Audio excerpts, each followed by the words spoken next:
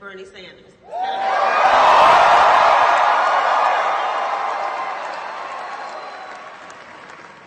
I realize that I'm the only thing standing between you and Senator Sanders, so I will be quick. I just want to tell you a quick story. A friend of mine, Marcus Farrell, we met at the Congressional Black Caucus political training. And he gave me a call a couple of weeks ago, said, I'm going to be in Louisiana with Bernie Sanders. Can you help me with some stuff? Okay. Sure. Senator Sanders, no problem. Stuff, but okay. Sure. Last night at the Jefferson-Jackson dinner, the Democratic Party Jefferson-Jackson dinner, I got a chance to meet Senator Sanders. He was in the back waiting to come out to speak, and he was in the kitchen talking to some of the staff. I waited my turn patiently, and as soon as it was my turn, I was introduced, and I stuck my hand out. I stepped forward to shake his hand. He hugged me.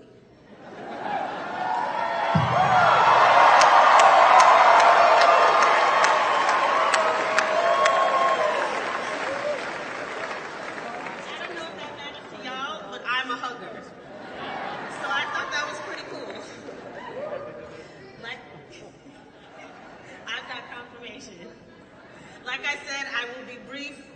I'm done.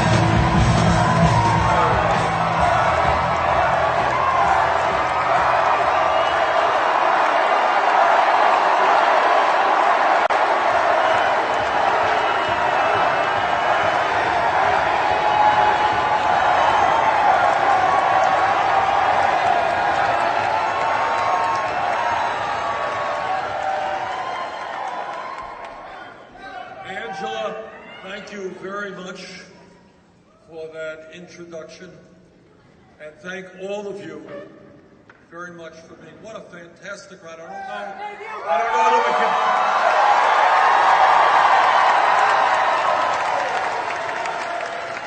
don't know that we can squeeze any more people in here. Thank you so much for coming out. Some people told me that Louisiana was a conservative state. Guess not.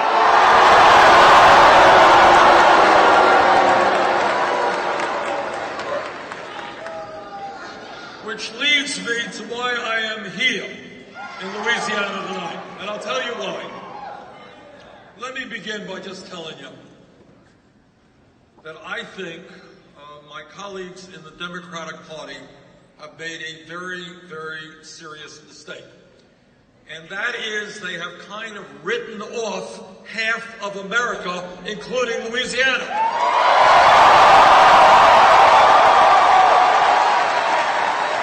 And I'm here to tell you that the time is now for us to fight in 50 states in the country,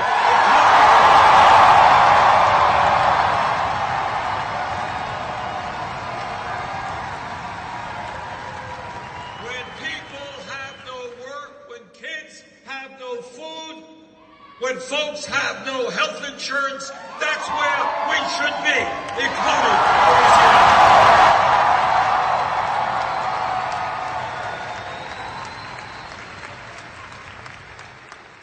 I want to begin by telling you something that no other presidential candidate will tell you.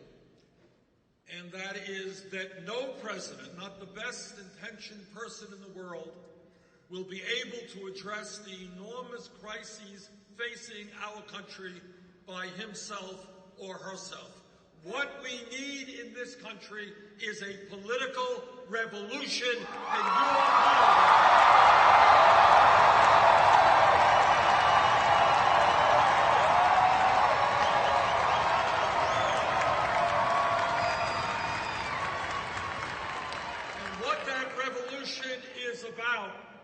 is the American people from Louisiana to Vermont, from the north to the south, say loudly and clearly that this great country of ours, our government, belongs to all of us, not just a handful of billionaires.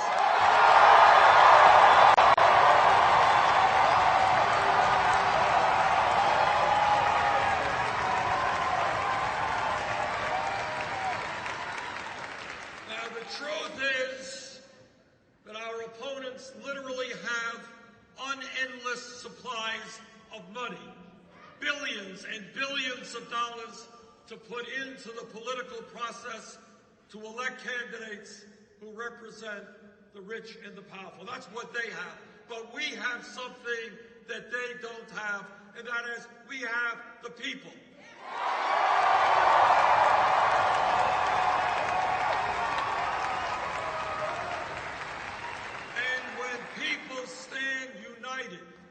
Which is the history of change in America. When people stand together and say, enough is enough, we won't accept racism, we won't accept homophobia.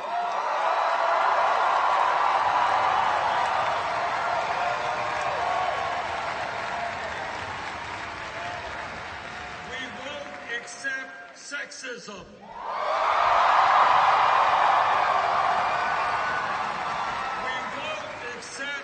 Anti-immigration hysteria.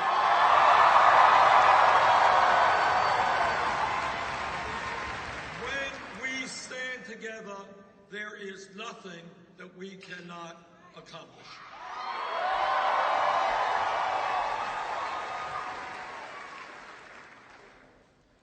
Politics in a democratic society really is not a complicated process. What it is supposed to mean is that as a democratic nation, we take a hard look at the problems facing our people, we debate them, we accept different points of view, and then we go forward in attempting to resolve them. That's it. Unfortunately, what happens today, primarily I think because of the media, politics is looked at as if it were a baseball game. How much money do you raise? How you doing in the polls? Or a soap opera, things about people's personal life. And we get deflected from the real issues. This campaign is not about Bernie Sanders. It's not about Hillary Clinton. It's not about Jeb Bush. It is about you.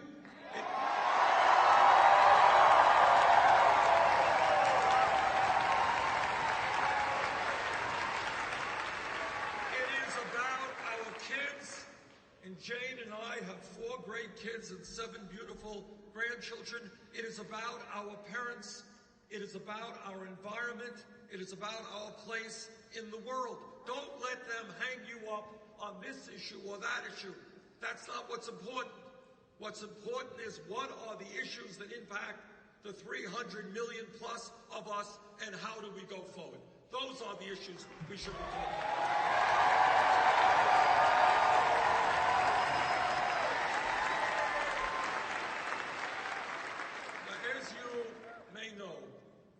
Our campaign so far is surprising a lot of people, and a lot of them.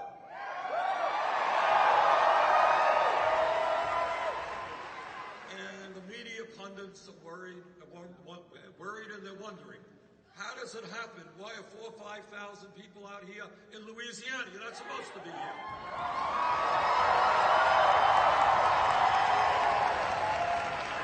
Why were 11,000 people out a week ago in Arizona, in Phoenix? And the answer, I think, is that people are catching on that there is something fundamentally wrong with the way we do economics and politics in America today.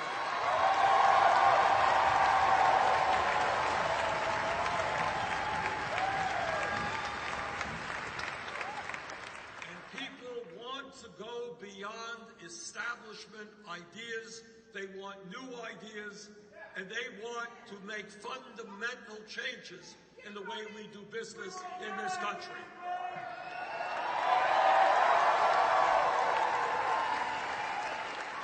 People understand that since 1985, there has been a huge redistribution of wealth in America. You know, my Republican colleagues get very nervous. They start shaking when you talk about redistribution of wealth, because all the rich guys are worried that we're going to take their money.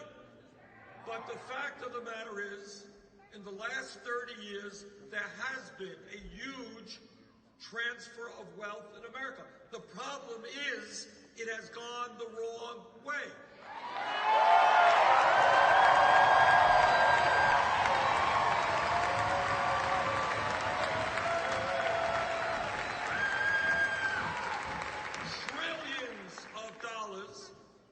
Flown right from the heart of the middle class and working class families right up to the top 1/10 of 1%.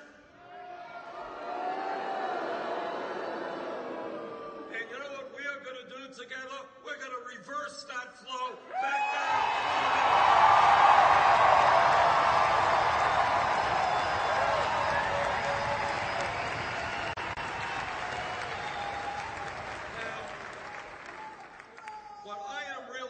It's not only the huge turnout that we have here this evening and the other turnouts that we've had. I'm not only proud that we have raised individual contributions from 280,000 Americans.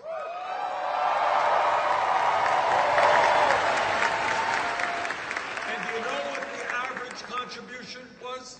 Less than $35.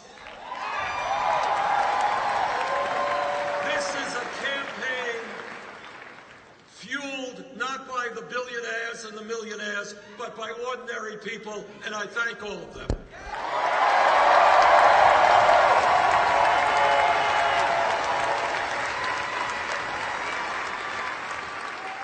This Wednesday night, in fact, we're going to do something we think is unprecedented.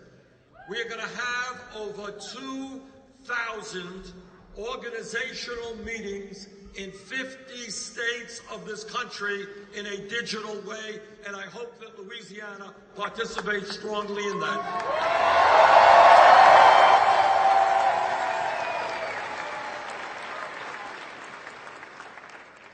What I want you to do is to develop a world vision which does not think small. Don't get caught up in the debate that says, well, it's unfortunate the United States of America is a poor country, you know.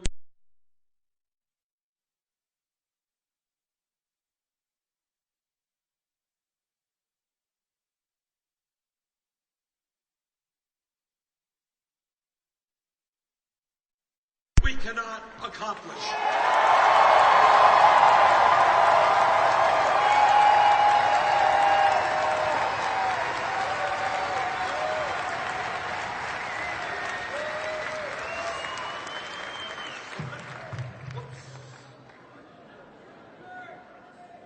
Let me just touch on a few of the issues that I think are important. At the top of my list is the issue of income and wealth inequality.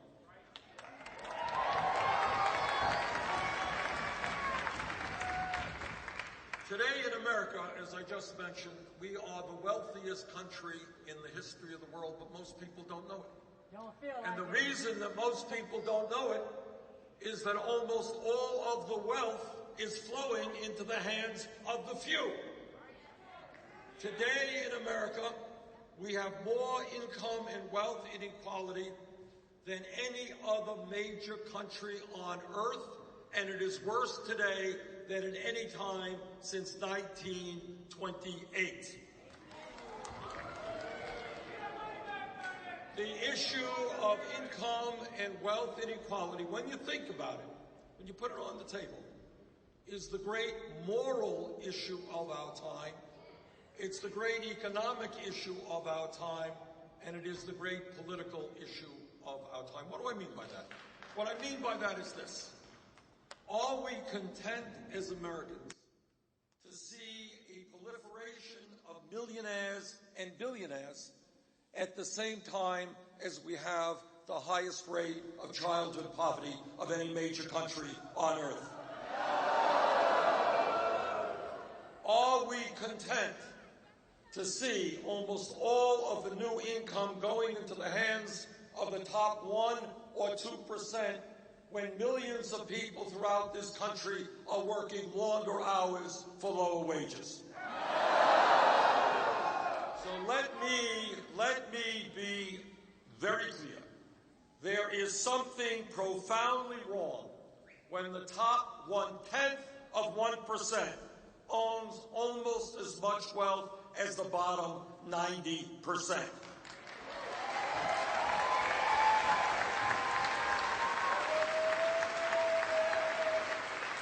There is something profoundly wrong when one family, the Walton family of Walmart, owns more wealth, one family, than the bottom 130 million Americans.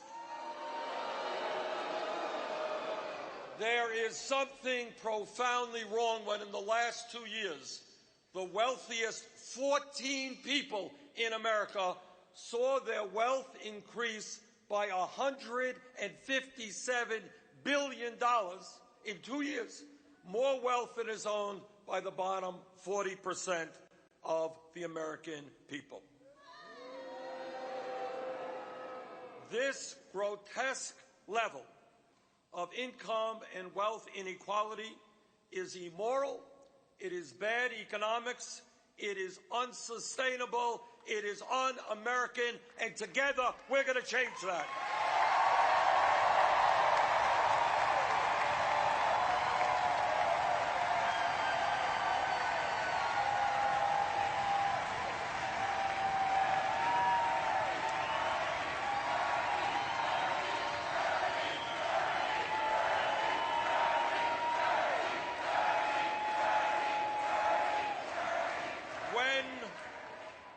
The very, very rich get much richer, and virtually everybody else gets poorer. That is a rigged economy, and that economy is going to change. We are going to create an economy that works for working families and not just the super wealthy.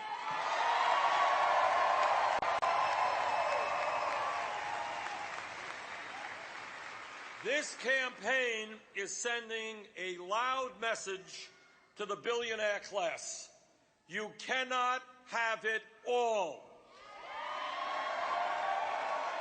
You cannot get huge tax breaks when children in America go hungry. You cannot continue to send our jobs to China when people in America are desperately searching for work.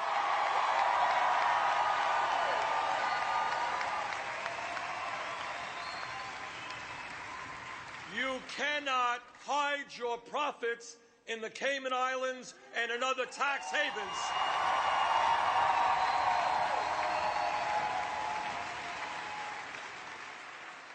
When there are so many unmet needs in this country, and our message to the billionaire class is their greed, which is destroying this country, has got to end, and we are going to end it for them.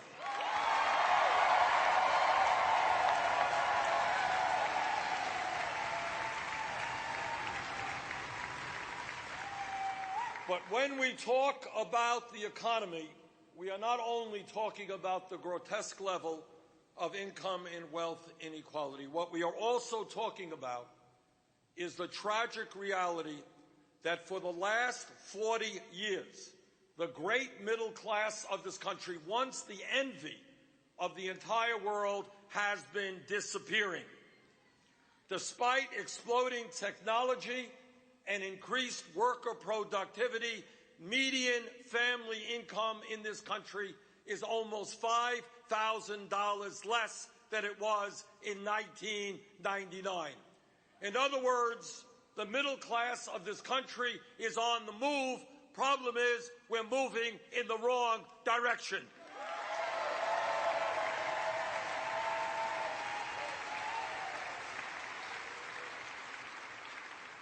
Brothers and sisters, in my state of Vermont, and I know it's true here in Louisiana, it is not uncommon for people to be working not just one job, but 2 jobs, 3 jobs to cobble together some income and some health care. That is not what the American economy should be about. And that is what we are going to change.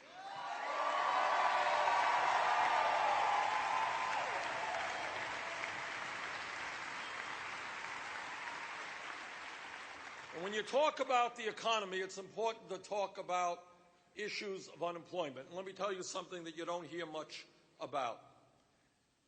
When you read the papers once a month, you get the official U.S. unemployment rate, which is now about 5.3%. That's the official rate. But what you may not know is the official rate does not include those people by the millions who have given up looking for work, and more importantly, the many millions who are working part-time when they want to work full-time. You add all of that together, real unemployment is well over 10%, not 5.3%. And the other issue I want to raise is an issue that almost nobody talks about. One of the fun things about running for president, and there are a few, is that you have the opportunity to raise issues that have just been swept under the rug. And here's one, and it's a real tragic issue. We don't talk about it at all. And that is the crisis of youth unemployment. All right. Good. All right. So some of you do know something about it. And let me tell you what I mean by that. What a recent study showed is that for kids who graduated high school, who are between the ages of 17 and 20, if those kids are white, their real unemployment rate is 33%. If they are Hispanic, 36%. If they are African American, the real unemployment rate for those young people is 51%.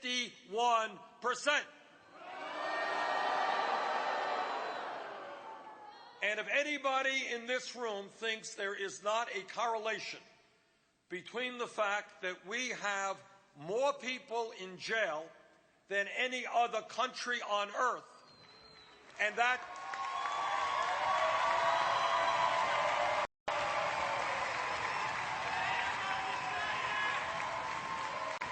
we got more people in jail and we got youth unemployment of 30, 40, 50%.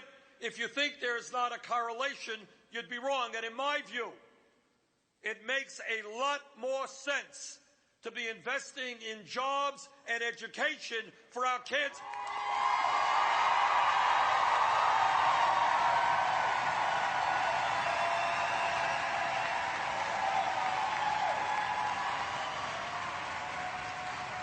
We should be investing in jobs and education, not more jails or incarceration.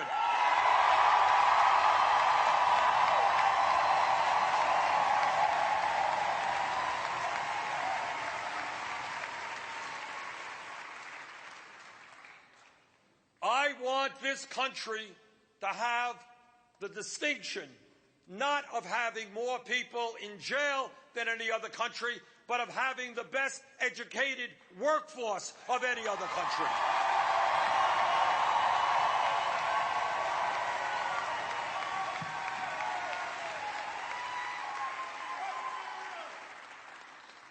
And when we talk about the economy, it's not just income and wealth inequality. It is not just outrageously high rates of youth unemployment. It also is the fact that in Louisiana, in Vermont, all over America, millions and millions of people are working at totally inadequate wages.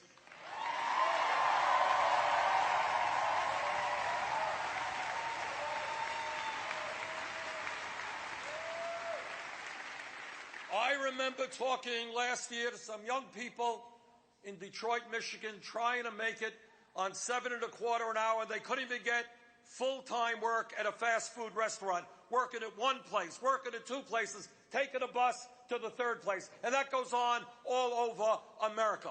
So let's be clear. The federal minimum wage of $7.25 an hour is a starvation wage. It must be raised.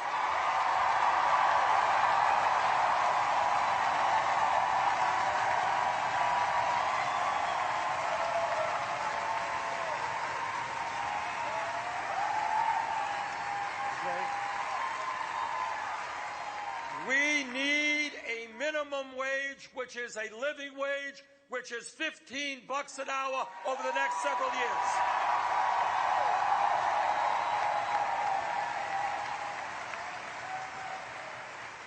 It is not a radical idea to say that if somebody works 40 hours a week, that person should not be living in poverty. That's not a radical idea.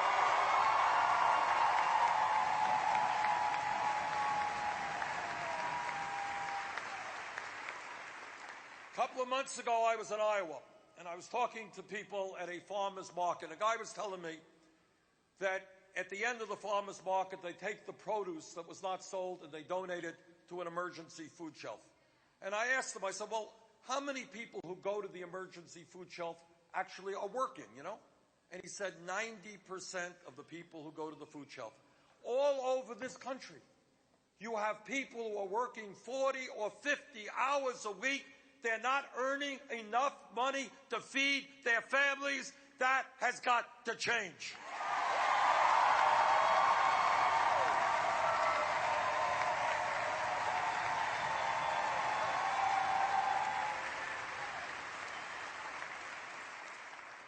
And speaking to my brothers here, you got to stand with us on this issue.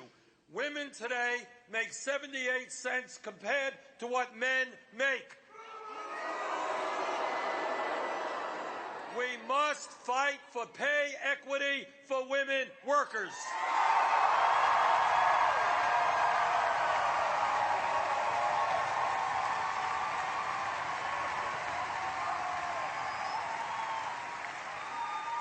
And when women earn nothing more than the same level of pay as men, we're going to take a huge chunk out of poverty, will allow families to live in dignity. Pay equity for women workers.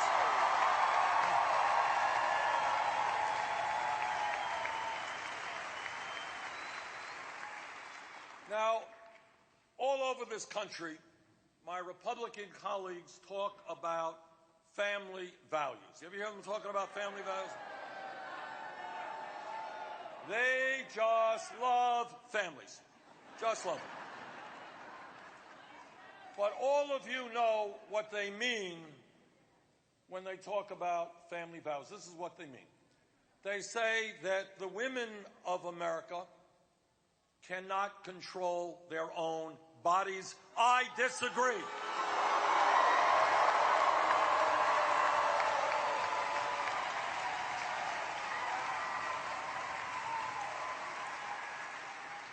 And they say that the women of America are not smart enough to be able to buy the contraceptives they need. I disagree.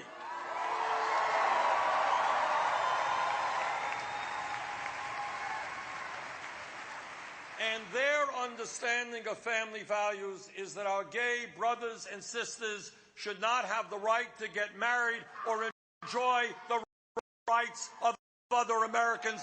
I disagree.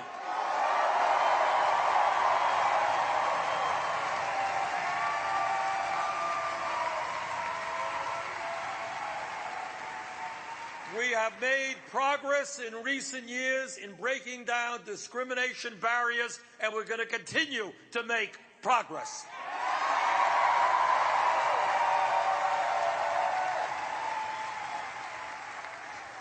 Now, as somebody, as I mentioned, has 4 kids, 7 grandchildren, and has been married for 27 years, I believe in family values. They're just a little bit different than my Republican colleagues.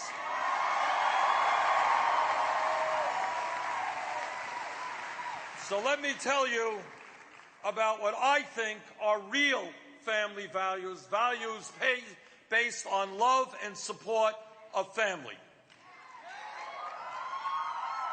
First, the United States of America must end the international embarrassment of being the only major country on earth which does not guarantee workers paid medical and family leave.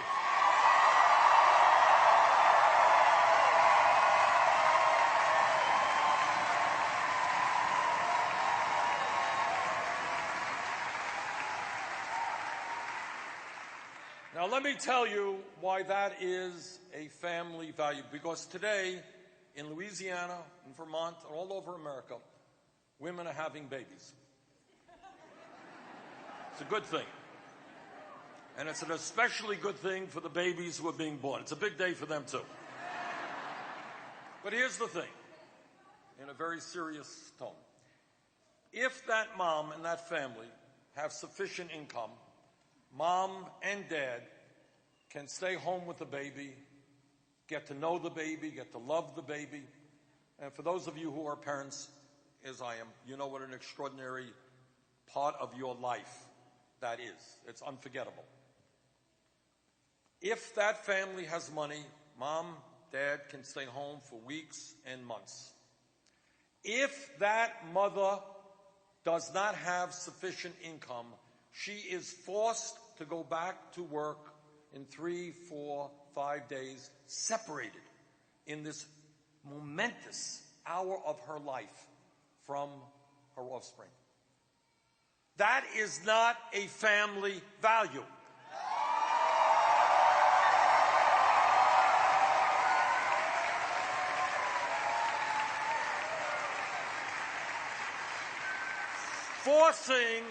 Forcing for economic reasons a mother to go back to work and separate her from her baby is not something that should take place in America. And that is why, if elected president, we will have 3 months of paid family and medical leave.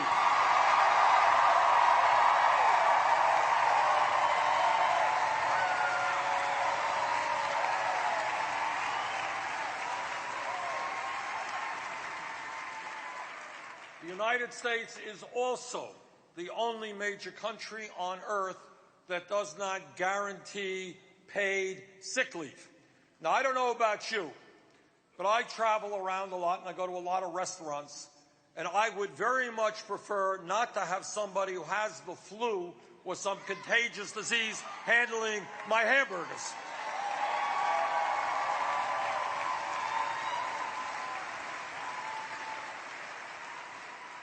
And let me mention something else to you, which some of you will know and some of you may not know. And that is, as a result of the collapse of the American middle class, in order to get by, to earn enough money, the American people are now working the longest hours of any people in a major industrialized country. That's right. This is a big issue which we do not talk about. We work, the Japanese are very hardworking. We work 137 hours a year more than the Japanese, 260 hours a year more than the British, and we work a hell of a lot more than the French. God bless the French.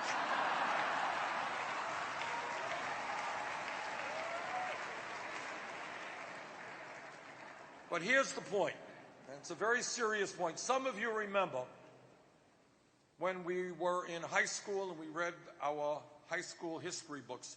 You remember seeing these big pictures of workers in the early 1900s marching down the street. And they held these huge placards and these banners. And the workers said, in 1915, in 1910, they said, "We are not beasts of burden. We do not want to work 60 or 70 hours a week. We want time off for our families. We want education. We want leisure time. That was 100 years ago. Today, unbelievably, 85% of working men and 65% of working women work more than 40 hours a week. And for many workers, they have zero vacation time. So I think that every American worker is entitled to at least 2 weeks paid vacation.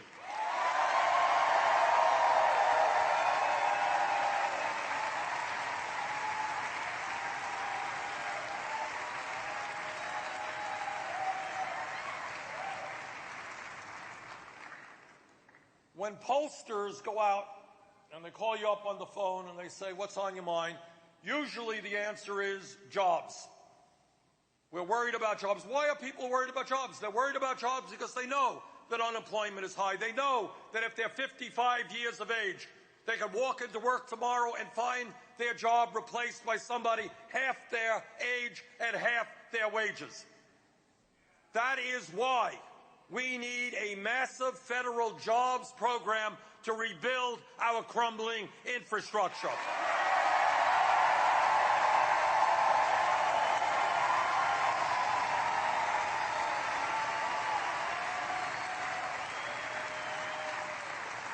Our roads are crumbling. Our bridges are crumbling. You know about water systems here in Louisiana.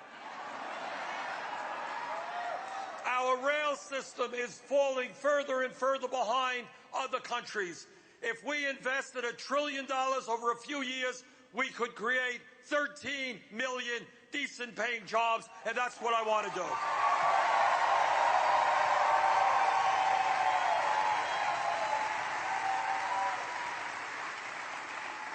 And by the way, the time is long overdue to take a hard look at our trade policies.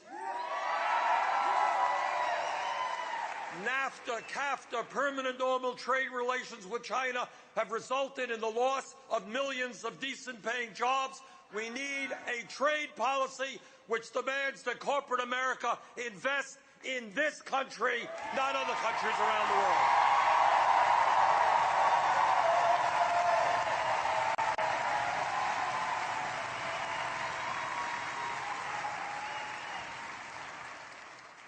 And when we use terms like greed and recklessness and illegal behavior, these are just a few words to describe the crooks on Wall Street.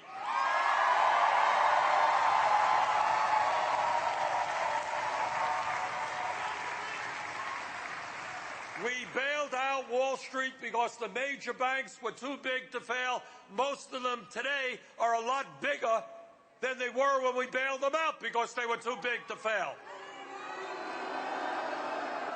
We need to bring back Glass-Steagall legislation.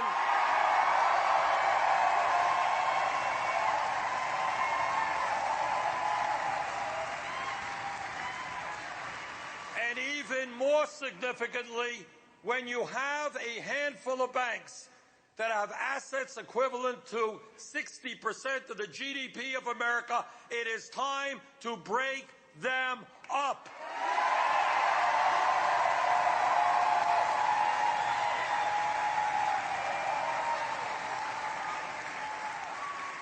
If a bank is too big to fail, that bank is too big to exist.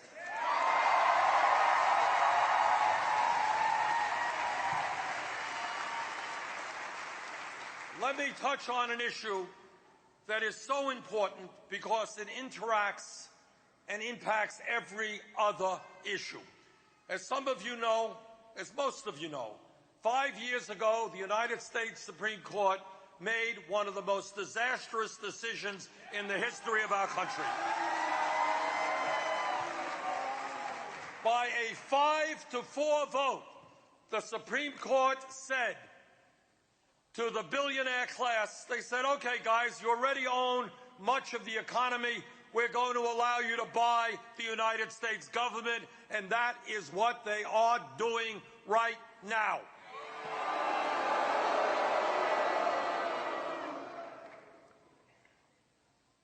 I have not made many promises during this campaign, but here's one I will make to you, and that is no nominee of mine to the United States Supreme Court will go forward unless that man or woman makes it loud and clear that they will vote to overturn Citizens United.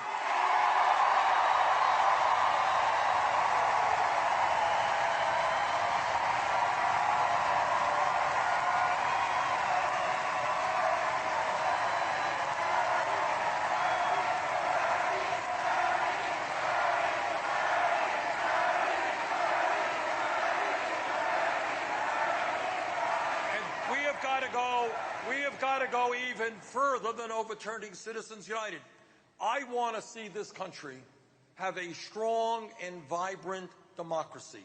I want to see us have one of the highest voter turnouts in the world, not one of the lowest voter turnouts. And I want people in this room and people who have different points of view, I want them to be able to run for political office without having to beg wealthy people for campaign contributions.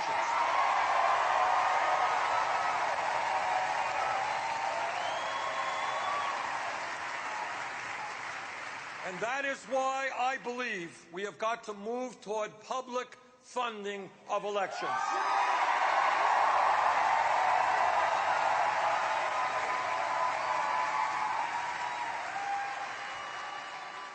In this election cycle alone, the Koch brothers, the second wealthiest family in America, this one family is going to spend close to $1 billion electing candidates to make the rich richer and everybody else poorer. The amount of money that this one family is going to be spending in this election cycle is more money than either the Democratic or Republican parties will be spending. When you have one family spending more money than either of the two major parties, brothers and sisters, you're not looking at a democracy, you're looking at an oligarchy.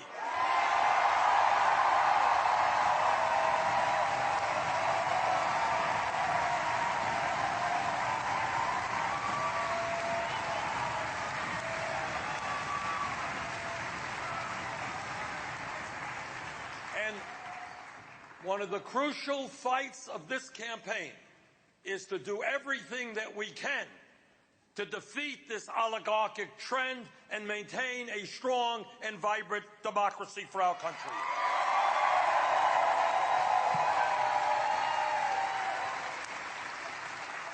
When we talk about the issues facing this country, all of us must be aware that we are living in a highly competitive global economy.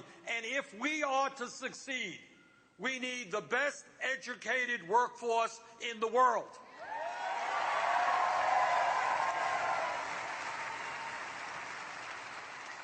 It is incomprehensible to me that in America today we have hundreds of thousands of bright young people who want to go to college, who want to be doctors and scientists and engineers, but they can't go to college because their family lacks the income.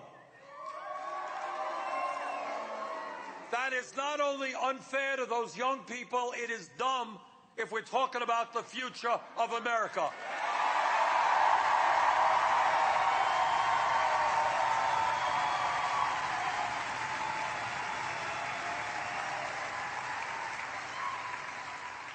And that is why I have introduced legislation which would make every public college and university in America tuition free.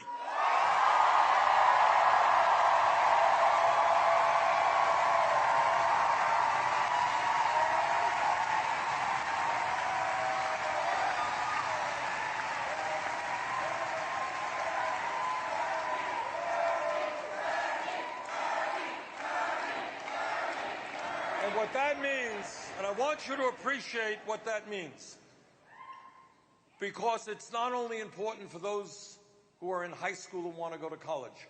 What it means is that kids here in the New Orleans area, in my state of Vermont, who are in the 4th or 5th grade, whose parents have never gone to college, whose family has no money, what they will understand is one simple point. If they study hard and they do well in school, they will have the opportunity to get the education they need.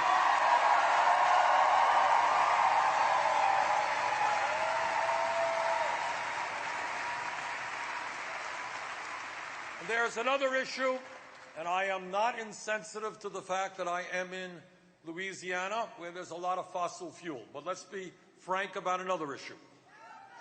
And that is, in terms of climate change, the debate is over.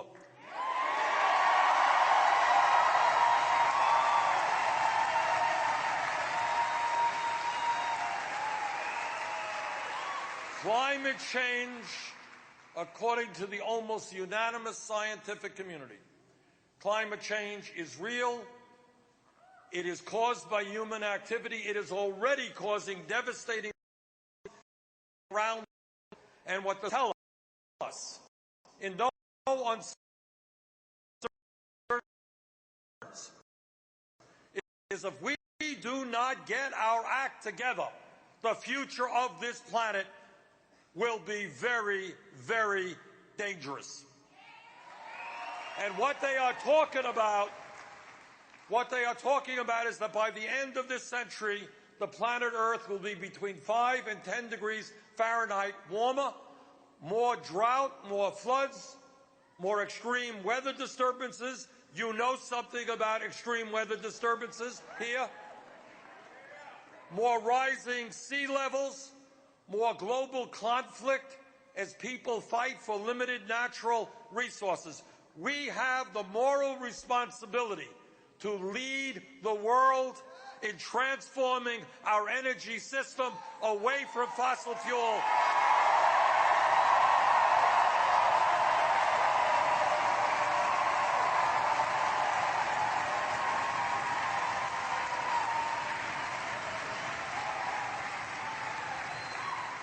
Away from fossil fuel to energy efficiency and sustainable energies like wind, solar, and geothermal. I am more than aware that there will be economic dislocation, and as part of any climate change legislation, we must protect those people who will lose their jobs and help them get new jobs.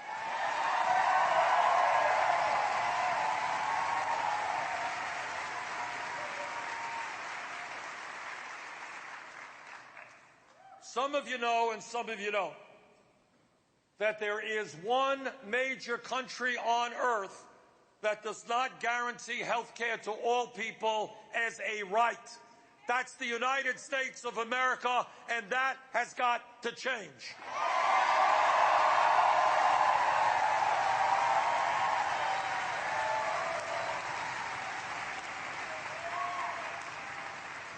I live in Burlington, Vermont. It's about an hour away. We got a few Burlingtonians here, okay. It's an hour away from Canada. In Canada, everybody has health care. In the UK, everybody has health care. In Germany, everybody has health care. Throughout Scandinavia, everybody has health care. In the United States of America, everybody should have health care as a right.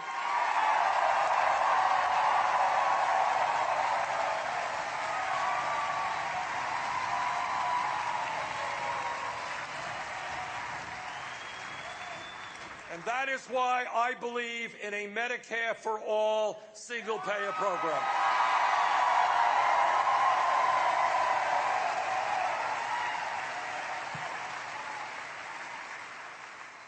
Okay. Let me conclude by telling you that what you already know. Change does not take place without struggle. Frederick Douglass, the great abolitionist, said freedom is never given to anybody. It has to be struggled for. And we should be very proud that in the last many years, we have made great progress in civil rights, in women's rights, in gay rights, in disability rights. But all of us know the struggle continues. When an African-American woman gets yanked out of her car, thrown to the ground,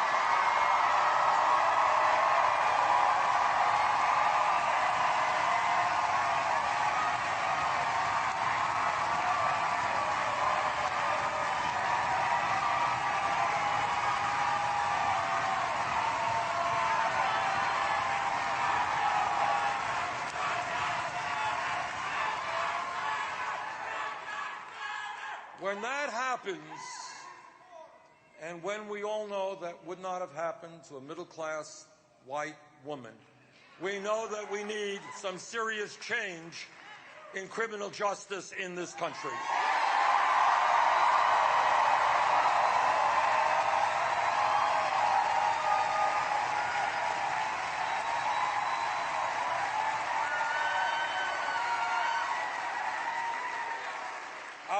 I was a mayor for 8 years, and I worked hard with the police, and anyone who thinks being a police officer is an easy job is pretty mistaken. It is a tough job.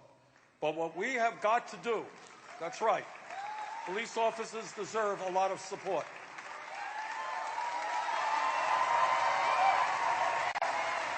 But what we have got to do is to make sure that our police departments are part of the community, are not seen as oppressors in the community.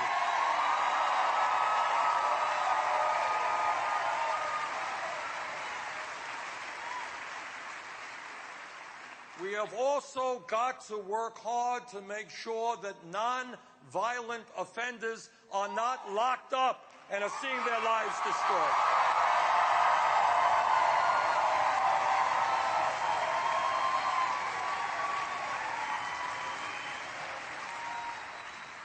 When we talk about bringing our country together, we have also got to recognize that there are 11 million undocumented people in this country.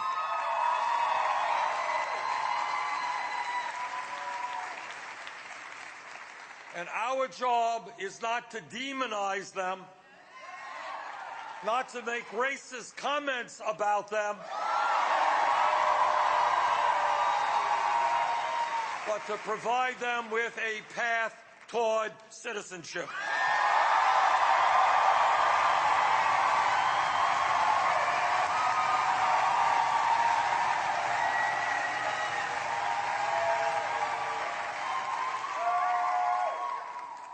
As I said earlier, this campaign is not about me. This campaign is about you and 300 million other Americans. And what I've also said time and time again, no president can do it alone. We need a grassroots political movement of which I hope you will become part of.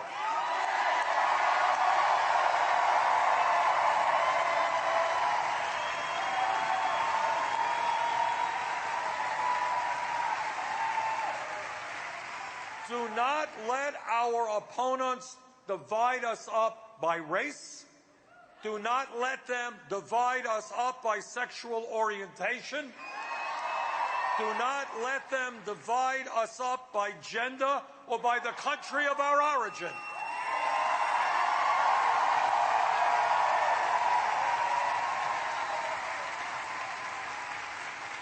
If we stand together, I want to just conclude by reminding you of something. A couple of years ago, I was way up in northern Vermont, and I was at a meeting which was sponsored by a veterans organization to honor the men and women who fought in World War II. And it was a very moving experience. And by the way, when we talk about issues, as the former chairman of the Senate Veterans Committee, I hope you all agree with me that we are never going to balance the budget on the backs of the men and women who put their lives on the line to defend us.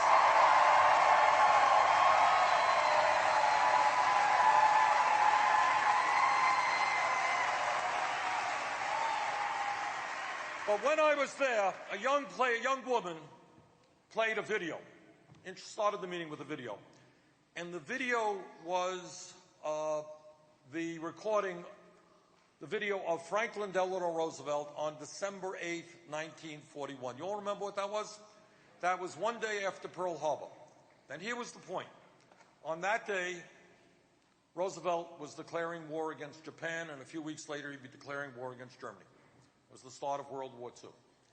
On that day, December 8th, 1941, the United States military was unprepared to fight the kind of war that it was going to have to fight. The military was not strong.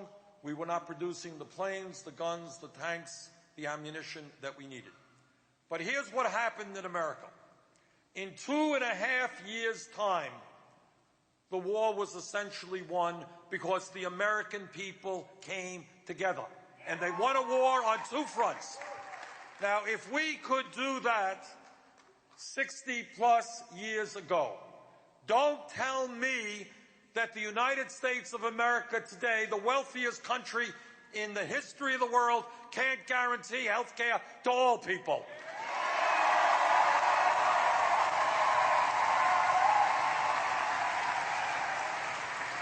Don't tell me that when mom and dad go to work, they can't know that their kids are in the best child care system in the world.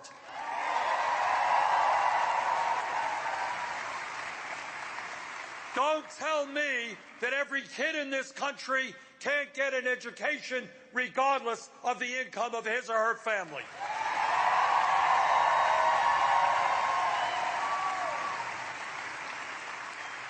Don't tell me that we can't expand Social Security so that all of the elderly and the disabled have at least a minimal standard of living to exist on.